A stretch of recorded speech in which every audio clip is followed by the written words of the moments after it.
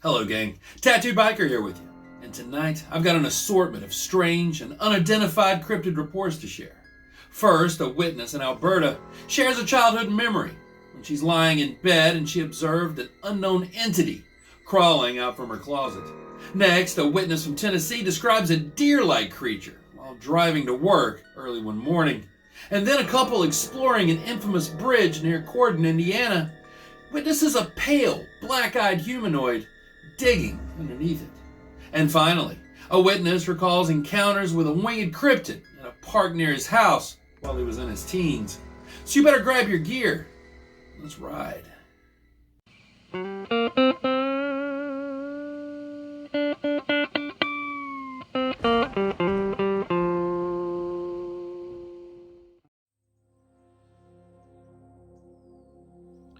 Number 1. Dear Tattooed Biker, I wanted to share a memory that I've been trying to reconcile. You see, when I was about 4 or 5, I heard this noise coming from the closet directly at the foot of my bed. So I looked where I heard that noise, and this thing with its head and its arms came crawling around the edge of the bed, and it was growling the whole time. It had crawled up on my bed at the foot of my bed, and I laid back down quickly and covered myself up. This thing, it was just all skin and bone. It was kind of a tan color, completely hairless, with big black eyes, and this roundish head, and the features on the head, except for the eyes actually, were pretty small, like I don't remember much for ears or a nose. It was like maybe even some kind of human-like, but small compared to the eyes. The skin was like the skin of a burn victim. I pulled the covers over my head to see if it would go away, but when I pulled them back down, this creature was still there. And then it just came right up over the top of me. Not on me, but, on its legs and arms, knees, I'm guessing. And whatever, these were right beside me, and I was just struggling. And then he just started yelling at me. Like really screaming at me in a kind of, I guess a demonic sounding voice. I never really knew what it said, I just knew that it was yelling at me, and it wasn't gibberish. This thing was really mad. It was just so mad at me. It's like it was struggling to remove the covers, but for some reason it wasn't able. Like something was hindering his ability to remove them. All these years later, I still wonder why I never screamed. I remember thinking of it at the moment, but I never did, which is really odd. And really, that's all, I guess. I can't really remember the encounter all that well. After all these years, I'm still looking for answers and seeing if anyone out there has any idea what was in my room that night. Thanks, Biker, for letting me share. Signed, Patty.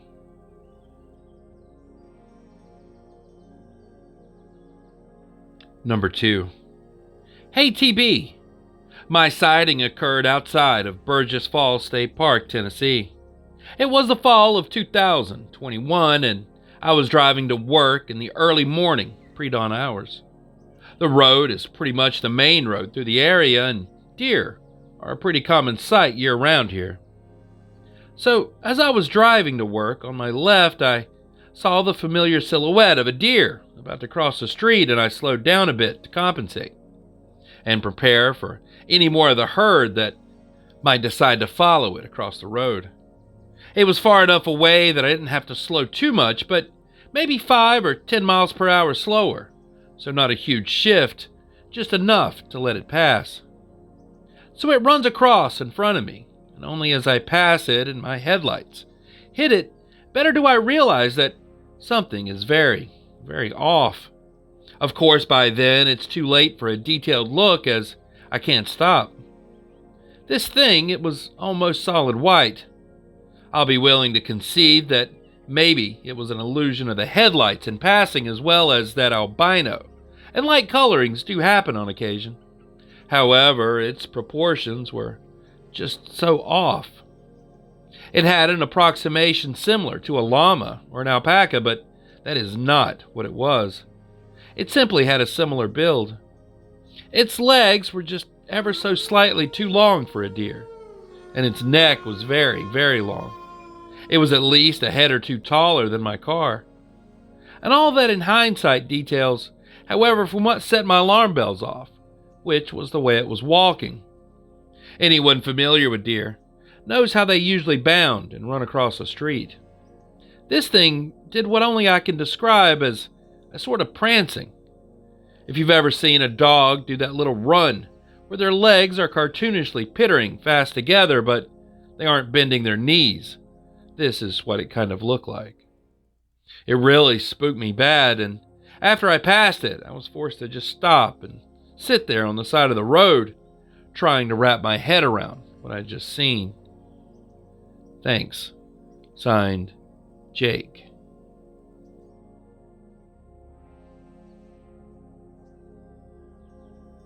Number 3.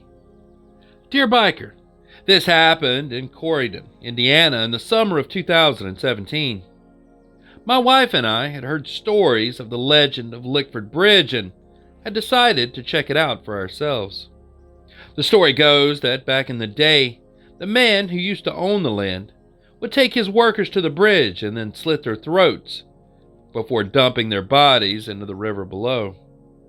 In more modern times, after the house was renovated along with the bridge, a father killed his young family and buried them under the porch before killing himself on that same bridge.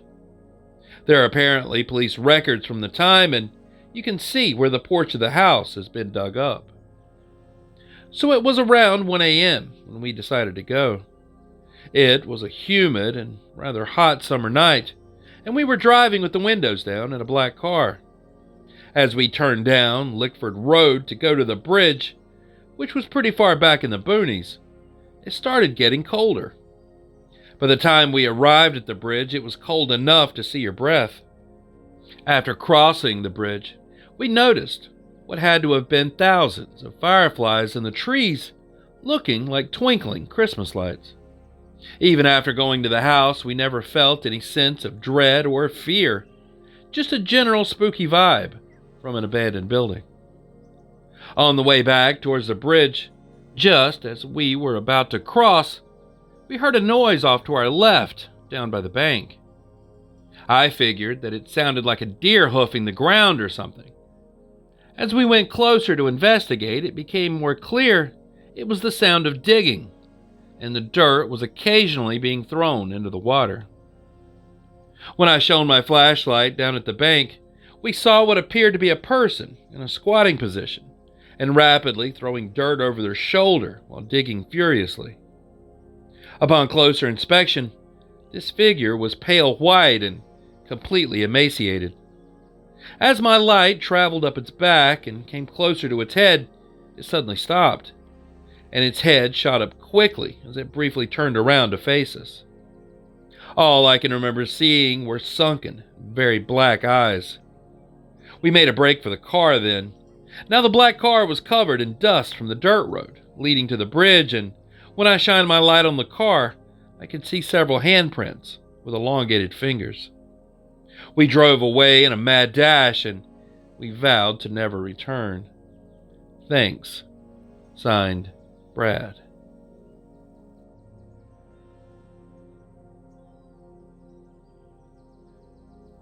Number 4. Dear Biker, I had an experience with a flying monster when I was a child, and I recently found out that I wasn't the only one. I just found your channel and figured I would share my one and only experience. I was around 12 or 13 and in middle school at the time, waiting around at the bus stop while the sun was rising. I was mindlessly looking around when I caught a glimpse of something quite large in a tall tree. It looked really heavy set, and I could clearly make out its wings. I saw it move a little, and I freaked out, set out to run, and then I saw the bus. When I turned around, the creature was gone. I figured that maybe I had totally imagined the whole thing. I was very, very tired, and it was early. Fast forward a few weeks, and it's about 9 p.m. and pitch dark outside. I'm in my room watching TV when, all of a sudden, I hear this mad banging on my window and yelling. I look out my window to see my best friend. I open the window and like a crazy person, he climbs through, telling me to close it quickly behind him. Turns out he claimed to have saw something in the park, something huge with wings, and it was chasing him. This park was a short walk from my house. I'd say less than about 10 minutes. This is the last time I hear about that creature until my sister called me a month or so ago and was asking me about the creature that I saw. I told her it was years ago and I don't remember a whole hell of a lot about it, and had figured at the time that I just hallucinated it or just plain made it up. She starts telling me about a story that her husband was telling her about a flying creature that had chased him and his friends at that same park in the middle of the night. What he recounted seemed pretty accurate to my experience. To the best of my knowledge, the creature reminded us both of a gargoyle.